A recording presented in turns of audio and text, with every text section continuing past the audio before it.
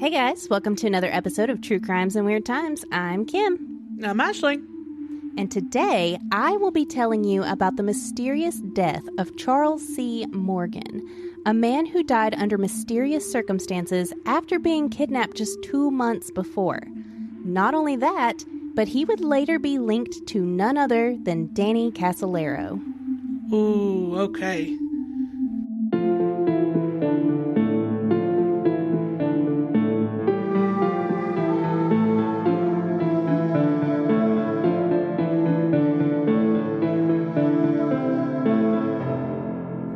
Charles Morgan was 39 years old in March of 1977.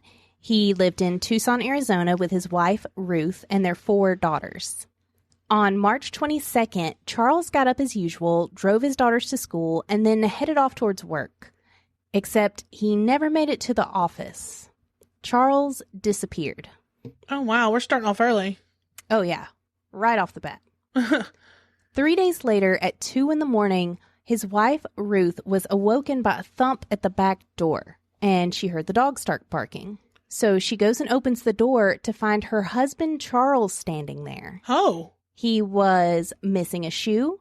He had one plastic handcuff around his ankle and another set of cuffs around his wrists. Uh-huh. Now, everything I read called them plastic handcuffs, but in the episode of Unsolved Mysteries over the case, they show them as zip ties, and I did find one other source that called them zip ties, so I think that plastic handcuffs are meant to be zip ties.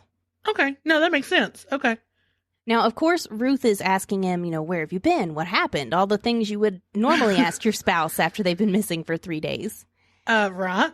Except Charles didn't speak. He just, pointed at his throat. He hadn't said a word so far. Huh. So Ruth asks him, she's like, can you talk? And he shakes his head no. And she says, well, can you write? And he nods yes. So she found a pen and paper, and she brought it to him so he could write down what had happened. According to Charles, he had been kidnapped and tortured over the past few days. He told her that they had painted his throat with a hallucinogenic drug, which could either drive him permanently insane or even destroy his nervous system and kill him. Oh my God. He also had her move the car immediately. That was one of the first things he wrote was, go move the car, move it right now. They can't know that I'm home. Oh, okay. Now, he never told her who they were. He didn't say who kidnapped him. He only ever referred to the perpetrators as them or they. Okay. Did he know who they were, though? I can only assume that he knew, but he wasn't going to tell his wife. Okay. Now, Ruth, of course, wants to call police, and she wants to take him to the doctor, and she wants to, get authority figures involved here. But Charles was adamantly against it, claiming that if she went to police or took him to a doctor, they would be signing a death warrant for the entire family. Okay, so that sounds a lot like he knew who it was. Yeah. And he knew exactly how dangerous they were, too. But what exactly was it that made Charles Morgan, who was seemingly just a father, a husband, a normal working guy, a target for kidnap and torture? Yeah. That kind of depends on who you ask. Charles was the president of a successful escrow agency called Statewide Escrow, which had gotten him into business with at least one mafia family, possibly the one led by Joseph Bonanno Sr., and possibly even more families than that. Wow, okay. That makes more sense. In the 1970s, Arizona became a very attractive place to live for members of organized crime.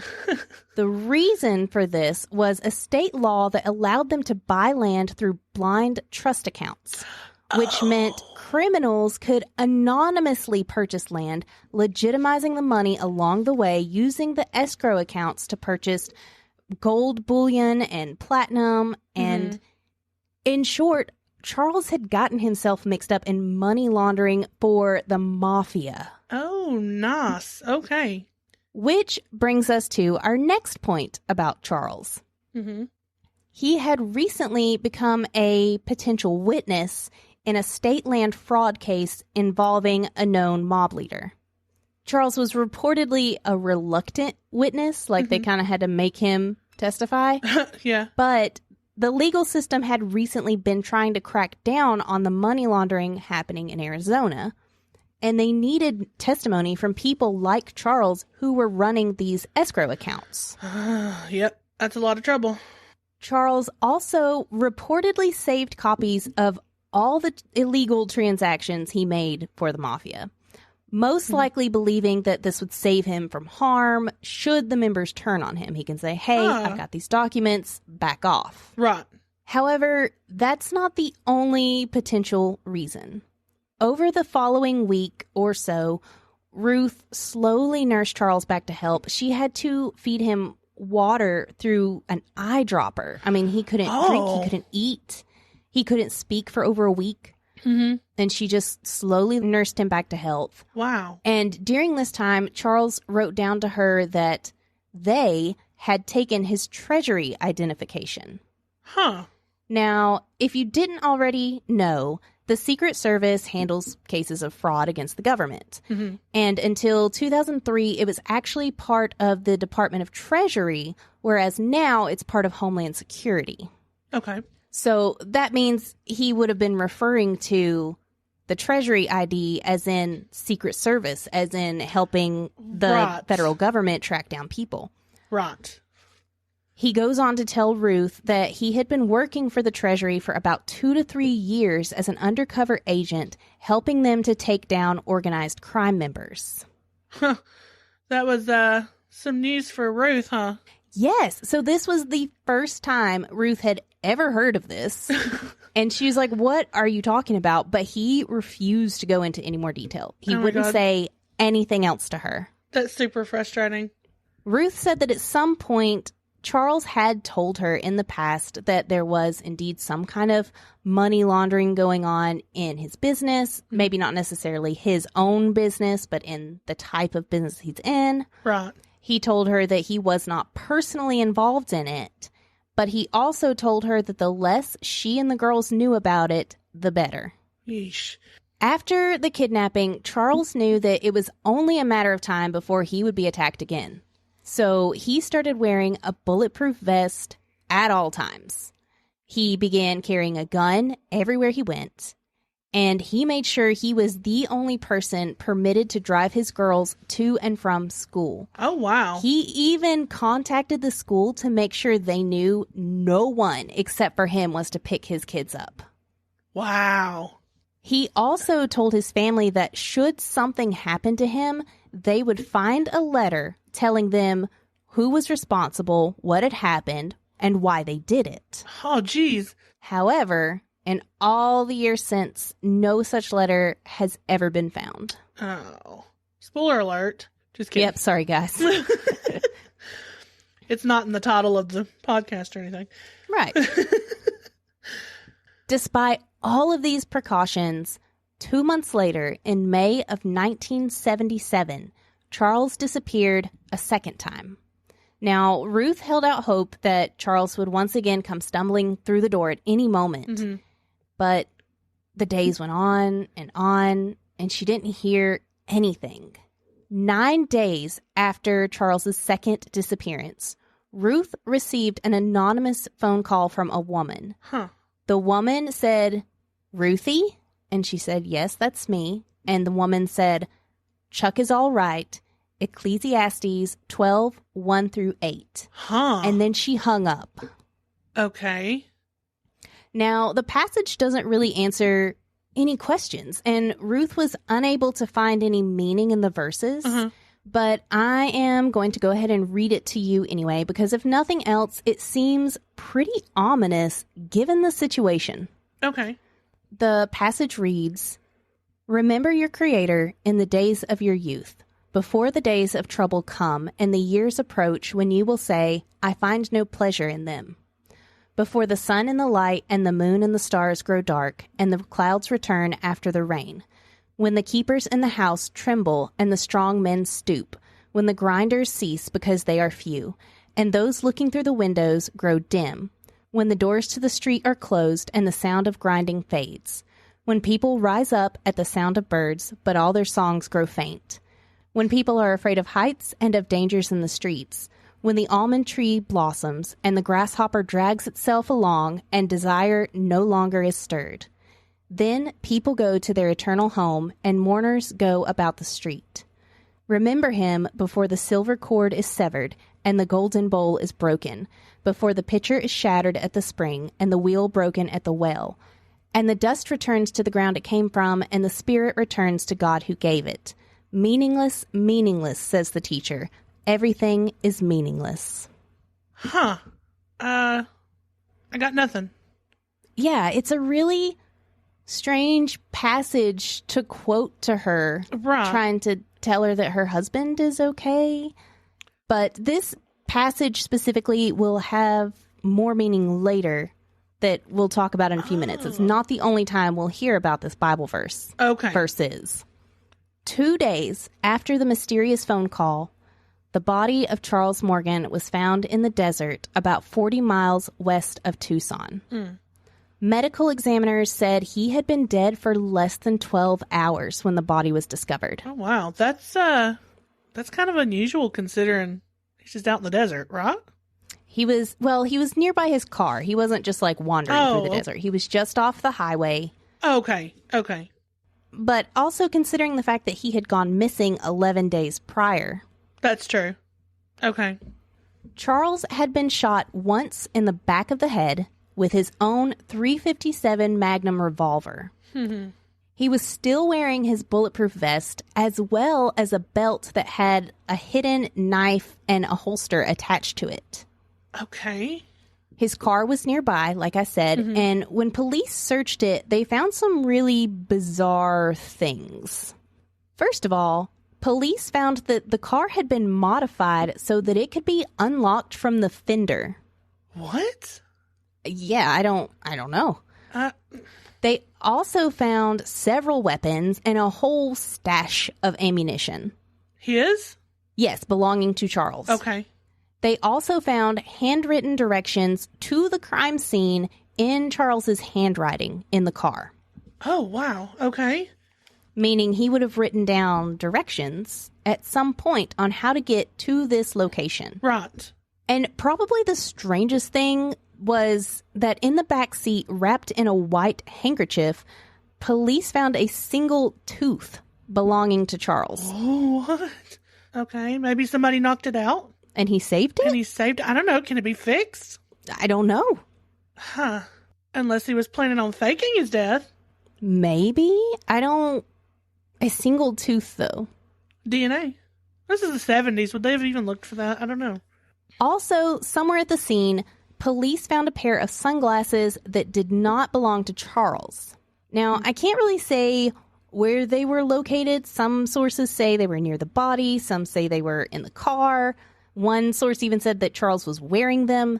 But on the Unsolved Mysteries episode, they showed the sunglasses kind of in the car. So I'm just going to go with that. Okay. That they were in the car. Okay. Now, the gun was found near the body, but it had been wiped clean of any fingerprints. Well, of course. And for that matter, no fingerprints were found at the scene at all. Of course. Police did, however, find gunshot residue on Charles's hand. Which, I mean, how did he wipe down a gun if he shot himself in the head? Yeah. The most puzzling thing investigators found, though, was a $2 bill pinned inside Charles's underwear. Okay, this is getting... Like, I can't put anything together. I know.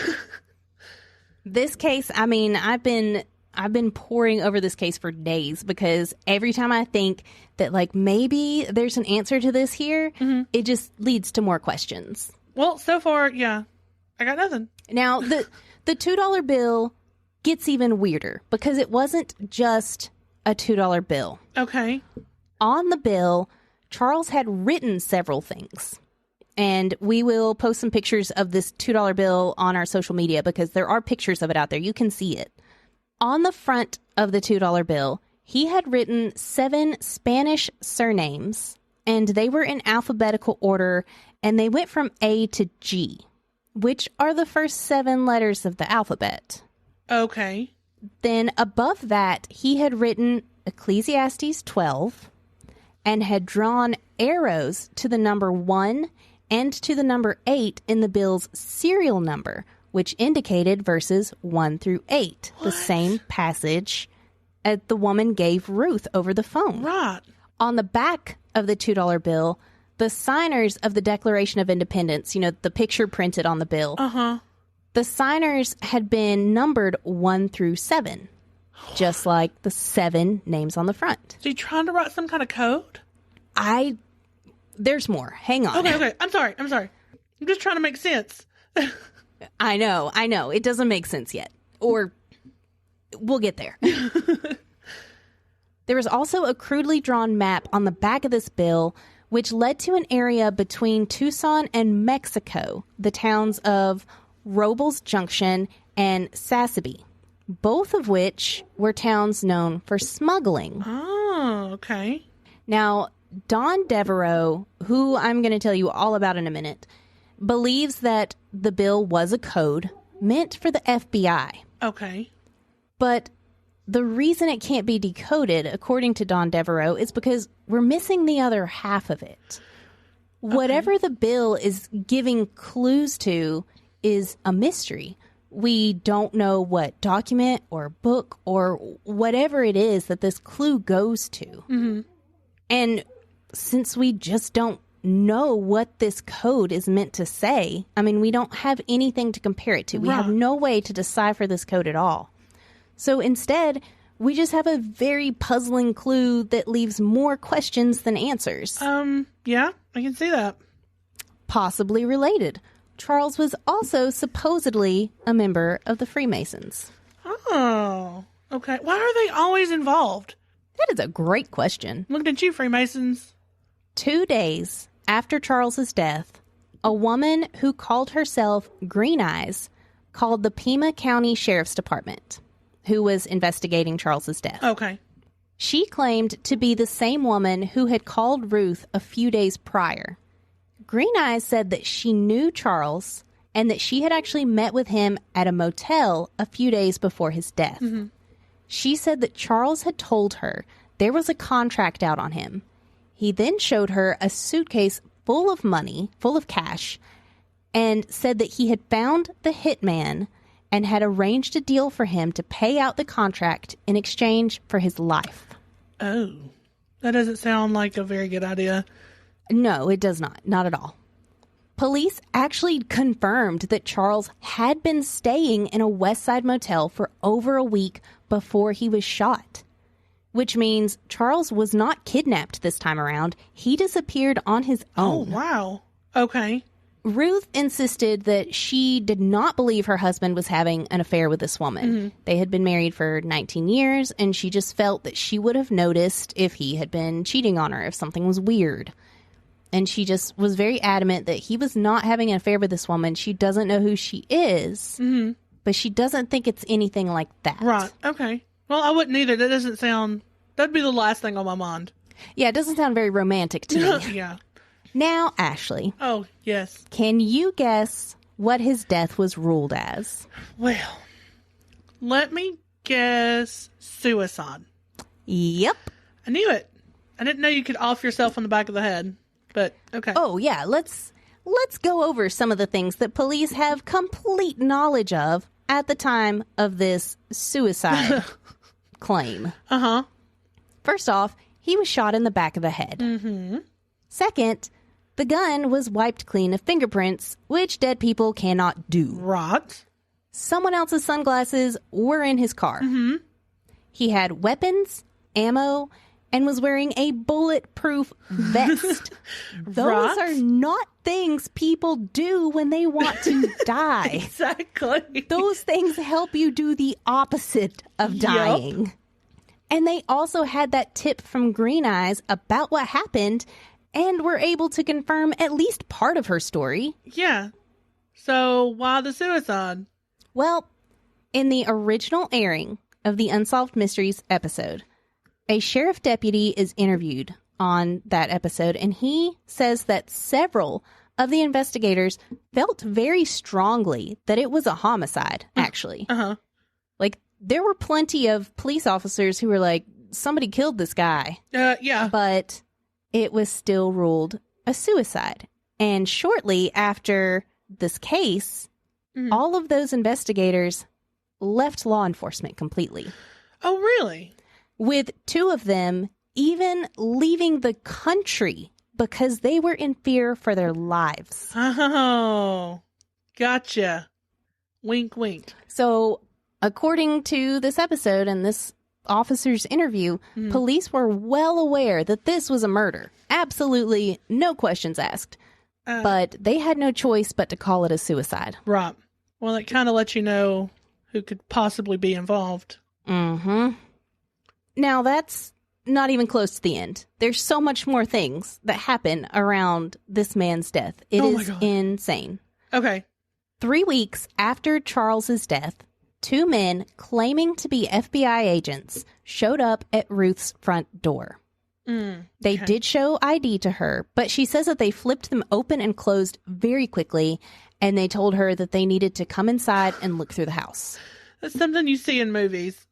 Sorry. That's Right, I know. I kept laughable. thinking about, Supernatural when Sam and Dean are always flashing the fake FBI IDs real quick. Right. That's what I kept seeing in my head reading this.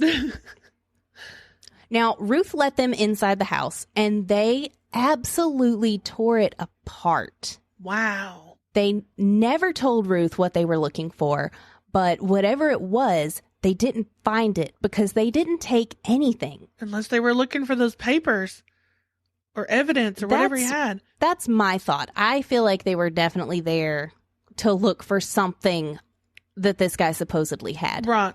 Now, Ruth was so upset and flustered over what was happening at this moment. I mean, her husband's just been killed. She's just found out it's a suicide. She obviously doesn't believe that. And now these men have showed up at the door claiming to be FBI agents. And I know, so she was so flustered that she didn't think to write down their names. Right. No, that makes sense. And it's very easy to say, well, why would she even let them in her house? She didn't get to look at the IDs. She doesn't know who these people are. But the reality is, that was probably the safest and best thing she could have done in that situation. Yeah. Because someone had her husband murdered. Mm-hmm. Someone had her husband kidnapped and tortured. Yep. There is no reason to think that they wouldn't have killed her as well to get inside that house. Exactly. So even if she didn't think about it and she just let them in, like, that kind of worked in her favor. Yeah, exactly. Now, this was the end of Charles's case for 22 years. Wow. Police had ruled it a suicide. Everyone just kind of put their heads down and they just ignored it. They went on with their lives. That was that. But in 1990, the Unsolved Mysteries episode aired for the first time. And that sparked a whole new conspiracy around this case. Working on the case for Unsolved Mysteries was an investigative journalist named Dawn Devereaux. Hey. After the episode aired, Dawn actually received a good amount of tips from the public. Really? And many of those leads actually panned out. Okay. It's because of Dawn and this episode that we know Charles was laundering money for the mafia and that he was involved in billions, like billion with a B, dollars worth of gold and platinum transactions. Yeah. Wow. It's also how we know that Charles was keeping duplicate records of the illegal transactions. So all of those important factors to this case didn't come out until this episode aired. That's insane. That's 22 years. 22 years. I wonder who the tips came from. I have no idea. I have also wondered that. Who would know these things this far in the future that they would think, I should call and let them know? Maybe people who worked with him or... Yeah, they're literally just sitting there watching Unsolved Mysteries. It's like, Yeah, I think that guy was laundering money for the mafia. I should tell somebody about I know it. that guy. That's weird. Jeez. Dawn Devereaux believes that Charles was killed for having those records. Yeah. Which would make sense when you factor in the quote-unquote FBI agents tearing the house apart. Which, on that topic, he also claimed in the episode that he had contacted the FBI with a Freedom of Information Act to get their case files on Charles Morgan. Okay. Don claims that previously they had tons of people on this case. Like, they were all over this case, the FBI was. However, when he asked for those files, the FBI basically said, Charles Morgan, never heard of him. Really? Yep. They claim to have zero knowledge of this man or who he was or how he died. Nothing. Never heard of him. Oh, gee, how convenient. Here's where it gets even crazier. 3 months after the episode aired, a man named Doug Johnston was found shot to death in his car right outside his office in Phoenix. Okay. Now, Doug Johnston had no relation to Charles Morgan or his case. He was just a normal guy. He didn't have any enemies, or at least none that would kill him. Yeah. I mean, he was just a normal guy. Some guy. Yeah. He was found with a single gunshot behind his left ear from close range. Ooh. Okay. Like execution style. Yeah. Initially, police believed it to be a suicide. But Doug was right-handed, and the bullet wound was on his left side. And on top of that, he had no gunshot residue on his hands, and no weapon was found at the scene. Yeah, he didn't do that. Right. To this day, Doug Johnston's case remains unsolved. Now, on the surface, that seems like a totally unrelated murder. Like, Kim, why are you telling us about this? Just getting ready to ask. But Don Devereaux believes that the bullet that killed Doug Johnston was meant for him. Oh. Okay. And here's why. Doug Johnston and Don Devereaux drove almost identical cars. Both men at the time drove Toyota station wagons. It's In the addition 90s. to that, oh, well, yeah, it's the 90s. Everybody's in a station wagon. In addition to that, Doug worked directly across the street from Don's house. Oh. And that is where he was killed. Oh, my God. Okay. In fact, Doug's work and Don's home address were only one number off from being identical. Ah, that's creepy. About a year later, after Doug Johnston was killed, Don Devereaux got in touch with another reporter who had ties or sources in the CIA. And they did confirm to him that Doug Johnston's death was a botched hit. They also went on to tell Don that he still had active contracts out on him at that time for his investigation into Charles Morgan's murder. Ooh. Now, as far as I can find, Don Devereaux is still alive and well today. Okay. But weirdly, apart from the Unsolved Mysteries episode he was interviewed for, I was unable to find a single article, a single blog post, or even a reference towards Charles Morgan anywhere from Don Devereaux. Like, if he ever published any of his investigation work into this case, it's not there anymore. Maybe somebody settled.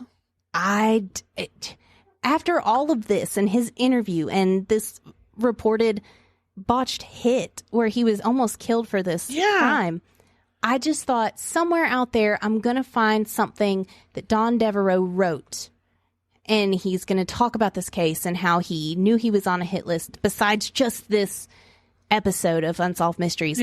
But there's nothing. Ooh, that's super creepy. Like, it sounds like maybe he just stopped. I think that he got scared enough to stop looking into it. I sure would. I'm glad this one's your story, Kim. Right?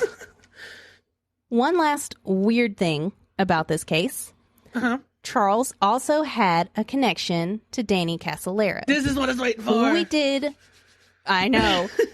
Because if you haven't heard it, Ashley and I both actually did a full episode over Danny Casolaro and the octopus. It's episode number 5. It is a wild ride all the way through, just like this one. And if you haven't heard it, go listen to it, and this will seem to make a lot more sense or be a lot more significant. Now, the two men never met. Charles and Danny never met each other. But in 1991, Danny Casolaro reached out to Don Devereaux. He knew that Don had been working on Charles Morgan's case, and he asked Don to send over all the information he had on it. Okay. But before Don had a chance to mail the documents, Danny Casolaro was found dead in his hotel room from another alleged suicide. Damn! That explains it. It's not the stories he was doing. I know. Oh my God. All this time I'm trying to figure out what is happening. That was it. It's got to be it. It's got to be a piece of it. I mean, we know that Danny was working to uncover the octopus. Right. And according to him, members of this secret organization included both mafia members and also members of our own government. Right. Both of which are present in the Charles Morgan case. Ah. Oh, I got goosebumps. I know. So what was it that Danny Casolaro wanted with case files from a 23-year-old murder at that point? Well, I mean, he was a journalist too. He was a journalist Unless too. he was just planning on like breaking this case wide open. Because didn't he say he had like information that was like going to blow people's minds or something? I mean, he'd been researching all these things for so long. I have to feel like the Charles Morgan case tied into what he was digging into It had somehow. to have. Yeah, it had to have. I mean, he wouldn't have just said, hey, give me all the information you have on this case, and then suddenly he's dead before he can even get the information. Exactly. I feel like we know too much. I know. Guys, if we disappear... Ooh. If you can figure out who killed Danny Casolaro, that was probably who got us. Yeah. Wow. So, when you consider all of this information, the question of who killed Charles Morgan will probably never be answered. I mean, not the way we're not going to find out. Yeah. No. As far as I'm concerned, Charles was killed by the mafia. Yeah. Period. End of story. That's it. He was killed by the mafia. Yeah. But was he killed because of those documents he had showing the illegal transactions? Was it because of his recent testimony? Or was he really working as an undercover agent to take down mob families, and that's what got him killed? Honestly, it could be all three. It could be. He could have just had his hand in too many pots. And there's so many unanswered questions here that we will probably never get the answers to, because everyone who has tried to find them was silenced. From law enforcement to journalists, they were all silenced. Wow. I don't even know what to say. I mean, there's so much to this case. The $2 bill. Yeah. Like, what did that mean? Was it really for the FBI? Was it just some coat? I mean, who was Green Eyes? Who was this woman? What was he? How did he find out about the hit on him? Did he really have his throat painted with some hallucinogenic drug? We won't know that for sure because he never went to the hospital. No, he didn't. Jeez. I don't know why he would lie about that part, though, at the very least. I mean, his wife fed him water with an eyedropper for over a week before he could talk again. Something happened to him. I can't say it was a drug painted in his throat, but something happened to him. I don't know. That's an elaborate prank or fake death or whatever he was trying to do. I mean, and there's so many theories out there. You can go research on the internet and find a billion theories on what happened to Charles Morgan. And there's even some theories out there that he really did commit suicide and he just did this and he had the gunshot residue. And but I cannot accept that he killed himself. That's too far of a stretch. And here's the thing I believe about conspiracy theories. Like, I get so far sucked into them. I know I do. But I also believe that there are conspiracy theories thrown out there to get rid of the actual conspiracy theory. Oh, yeah. Like, they just... Absolutely. Yeah, they just convolute it so much that it's just like everything sounds weird. Everything's crazy. So we do the Occam's razor thing and be like, okay, well, maybe he did kill himself. Because it's the most it's like thing. This whole story seems like it belongs more in a movie than in real life. It does. But this all happened. See, that's the part that blows my mind. Like, I feel like I was watching a movie. Like, this all just seems crazy. I know. It doesn't seem believable, but it happened. It was real. Yeah. Charles Morgan was shot in the back of the head in the desert, and police ruled his death a suicide. Which is insane. And Danny Casolaro was killed. Well, died. Danny Casolaro was trying to look into the Charles Morgan case before he died. And you know what? I was always on the fence because maybe, just maybe, he did slit his own wrists and killed himself. Because it's entirely possible. But now, that's over.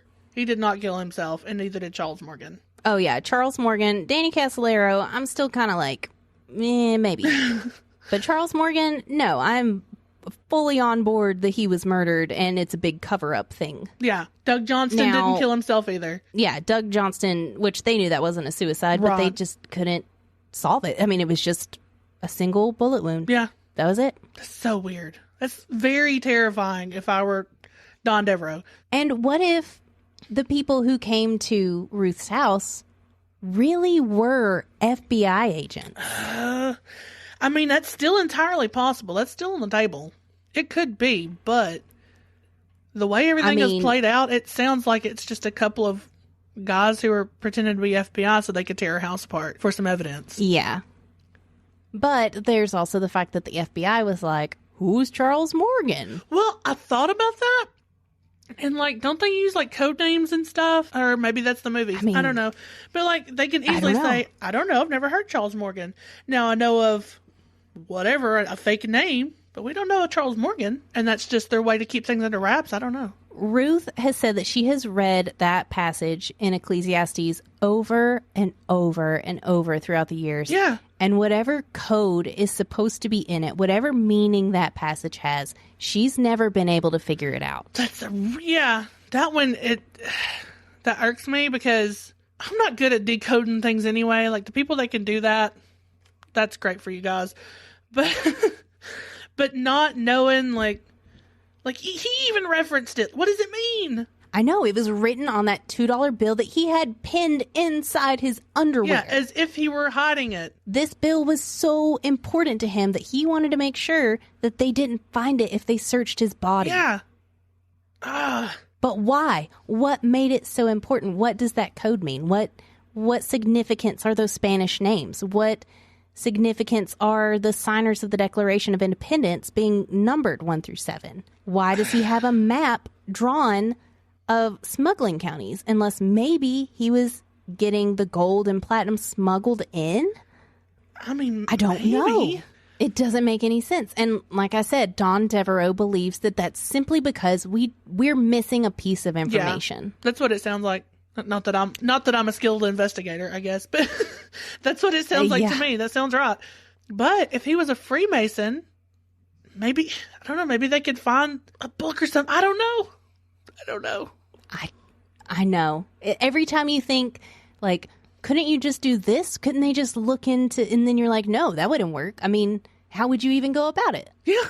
I have so many questions left unanswered about this case. Yeah. And we will likely never get answers because... Yeah, that's the way they wanted to keep officially, yeah, they don't want people to know. And because officially, Charles Morgan's death was nothing more than a tragic suicide. Thanks for listening. Like us on Facebook at True Crimes and Weird Times Podcast. Follow us on Instagram at True Crimes Weird Times. Email us your stories at truecrimesweirdtimes@gmail.com. Can't wait for the next episode? Check out our Patreon for bonus episodes and more. And if you enjoyed the show, make sure to subscribe and leave a review. Bye!